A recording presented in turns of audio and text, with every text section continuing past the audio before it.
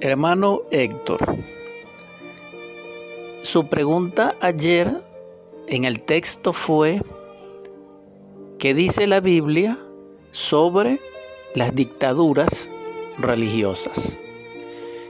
Tengo varias ediciones de la Biblia y en ese contexto ella no plantea en sí nada si lo analizamos descriptivamente y en forma taxativa. En una de ellas sí conseguí sobre la palabra dictadores y aparece en Isaías 1:10, Isaías 3:6, Isaías 22:3 e Isaías 29:20. Es decir, que el único texto del Antiguo Testamento que toca esa palabra como tal, dictadores, es Isaías. Y comienza en el marco tanto de Sodoma como de Gomorra.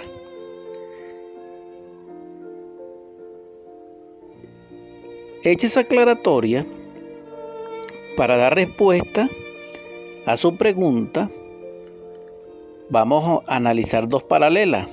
La primera paralela es sobre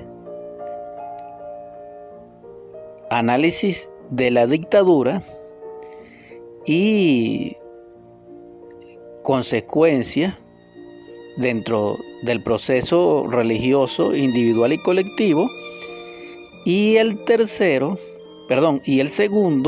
la segunda paralela sería con respecto a el capítulo 23 de Mateo, que es muy interesante porque allí el Cristo se refiere a los escribas y a los fariseos. En la primera paralela, la dictadura deviene como dictamen, orden, expresión regia o expresión legislativa o desideratum de quien ostenta un poder y que generalmente lo ejecuta muy personalmente, en este caso sin conexión con su ser, en este caso sin conexión con la divinidad. Entonces, en palabras simples, la dictadura es expresada por un dictador, pero como una expresión de la otra, la consecuencia en esta primera paralela es que las religiones en su forma, no en su principio, están sostenidas por dictadura. Es decir, se tergiversó la naturaleza prístina, original, genuina, lacónica, simple, bella, pura, de la conciencia manifiesta desde el ser. En otras palabras, la religión en forma natural fluye en forma espontánea desde el ser, a través del espíritu, del alma y de la esencia, y se manifiesta en nosotros. El yo la perturba, o un yo colectivo o un yo gobernante nos pueden aprisionar desde el punto de vista de cautiverio y someternos en el yo colectivo. Esto es una dictadura a nivel de el desarrollo religioso como forma, no como principio. Esto significa la libertad. Todo principio religioso es libre. Ahora, toda forma religiosa tienen dictadores y tiene dictadura. Aclarado ese punto, también debo recordarle que la religión no solamente es la expresión verdadera de la ciencia a la luz de Dios, o es la manifestación natural de Dios en la vida, sino que también significa religare, es decir, volver a unirnos con nuestro Padre, y ese religare tiene una expresión a través de los Cristos, a través de los logos, es decir, a través de los salvadores, o a través de los grandes seres que se han encarnado y que han dado principio y forma ya a una religión. Aunque ellos son libres, ellos expresan la libertad, y en esa religión hay libertad y nos lleva a la libertad. Pero cuando es interferido por la jerarquización social, aquí aparecen los fariseos y aparecen los escribas de todos los tiempos.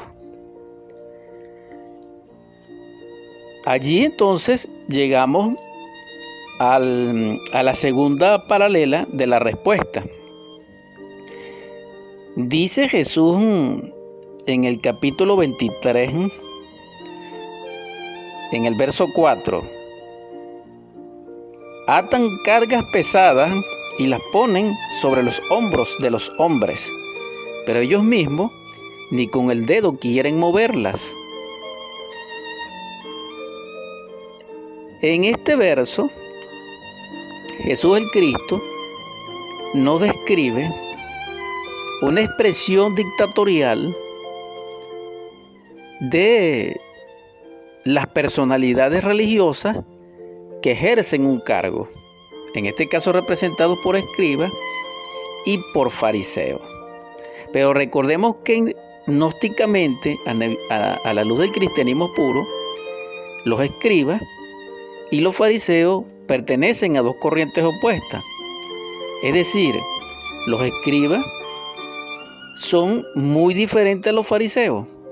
Ambos están simbolizados en la ciencia pura, a la luz de la gnosis, con la levadura de los fariseos y la levadura de los saduceos. Entonces vemos escribas, fariseos y saduceos. Estos personajes que se desarrollan en ese escenario, y también están los herodianos, pues, etc.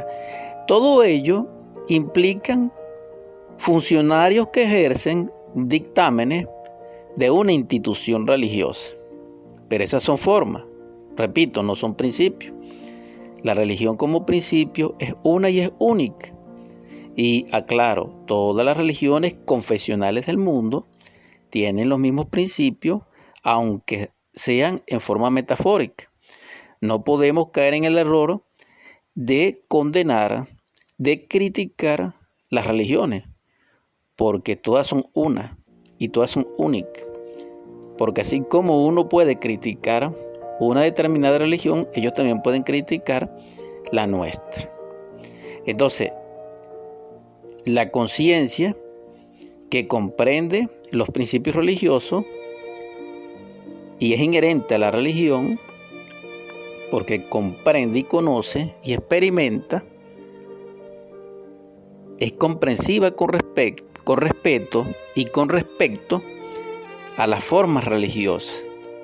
Entonces, cuando el Cristo hace esa afirmación en el verso 4 del capítulo 23 y lo reafirma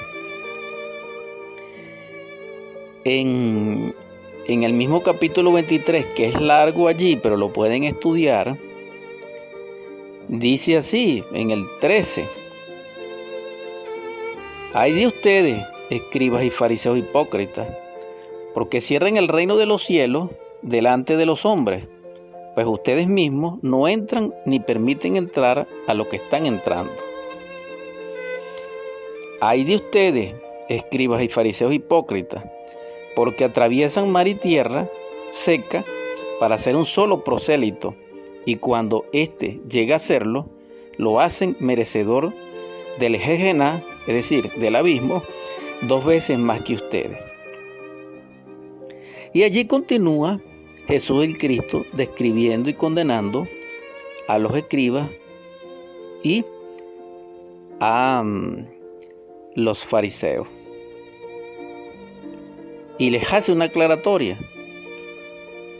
Hay de ustedes, escribas y fariseos hipócritas, porque dan el décimo de la hierbabuena y del eneldo y del comino, pero han desatendido los asuntos de más peso de la ley, a saber, la justicia y la misericordia y la fidelidad. Era obligatorio hacer estas cosas y sin embargo no desatender las otras cosas. Guías ciegos que cuelan el mosquito pero engullen el camello. Y continúa en esa condenación. ¿A qué quiero describir con esto?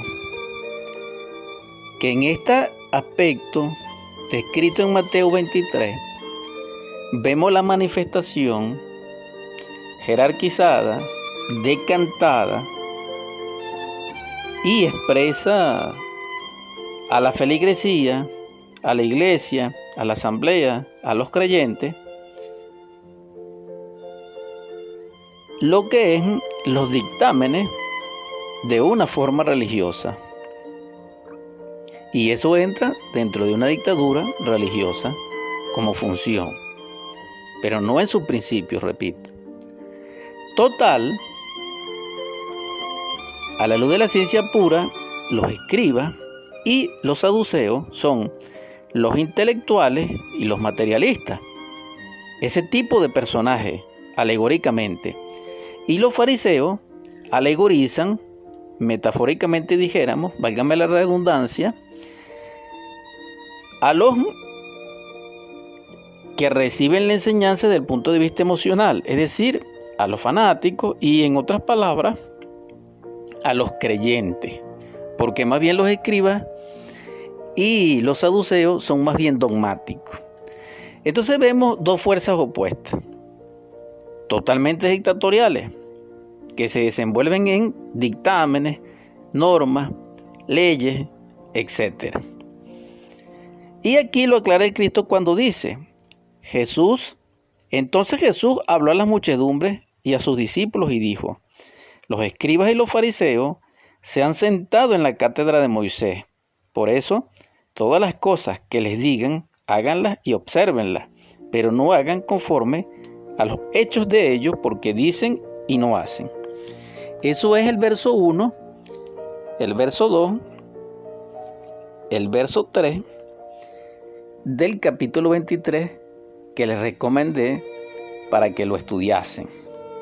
Entonces la aclaratoria la hace Jesús el Cristo en este capítulo con respecto a la psicología de la dictadura de religiones. Entonces, en conclusión, toda institución religiosa de cualquier nivel e índole que no permita la libertad individual como desarrollo consciente de esos principios religiosos, o, en otras palabras, todo rector religioso que no permite que un integrante menor a él sea libre para experimentar los principios de la religión que profese, atenta contra el principio de libertad del ser y de la divinidad y de la vida, y hay dictadura religiosa y actúa como un dictador. Esto tiene niveles de niveles, y eso se conoce como magia negra o se conoce como asalto al mundo mental de una persona. Esto está regido por la jerarquía divina. Por eso nosotros no podemos condenar ni justificar, porque la divina jerarquía, a través de los arcontes de la ley y su parte interior dentro de nosotros, que es el caón interno, ellos llevan registro de todos esos errores. Por eso, difundir la enseñanza es muy delicado. Y más aún es dirigir ese tipo de instituciones.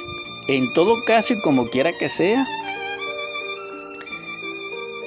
básicamente es la respuesta. Ahora, sintetizándolo desde el punto de vista del trabajo interior, en la forma más simple, el yo debe ser sometido por la jerarquía, en el bien o en el mal. Es decir, Dios y la naturaleza y su jerarquía utilizan las fichas blancas o las fichas negras de la humanidad, en los niveles que sea. ¿Por qué? Porque ellos son los regidores de la vida. Por eso hay que despertar conciencia. Quien despierta la conciencia ya no es las masas humanas, ya no es, dijéramos, los creyentes o los fariseos, ni tampoco es el escriba ni el saduceo, porque esto es para los dormidos. Quien despierta la conciencia no está en esos extremos y no es regido por dictámenes de ningún tipo, sino que es regido por su propia conciencia, que tiene acceso a su ser y a la naturaleza. Entonces ya ahí hay libertad, pero para eso hay que trabajar sobre sí mismo. Eso no implica, como la enseñanza de Pablo, que tengamos que respetar a las autoridades, no. Todos nosotros, los que estamos en la luz y estamos trabajando con los tres factores, nos debemos a leyes superiores, aunque respetamos las inferiores. Nosotros debemos estar bajo la jerarquía de la misericordia y de la justicia, como lo dice aquí mismo en el capítulo 23, en el verso 23, que ya lo leí, ese aspecto. La justicia y la misericordia y la fidelidad. Debemos reflexionar sobre eso. ¿Quién es el dictador? El yo, el ego, ya sea a nivel individual, ya sea a nivel colectivo. Nosotros debemos autoobservarnos para ver qué nivel de eso tenemos. Ahora bien, concluyo. En las instituciones gnósticas también se puede presentar ese problema.